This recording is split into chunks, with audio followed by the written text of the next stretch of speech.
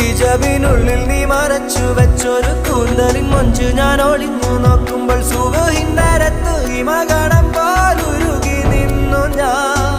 സൂരത്തെഴുതിയ കിതാബിൻ താളിലെ ആയത്തൊഴുകിയ Arab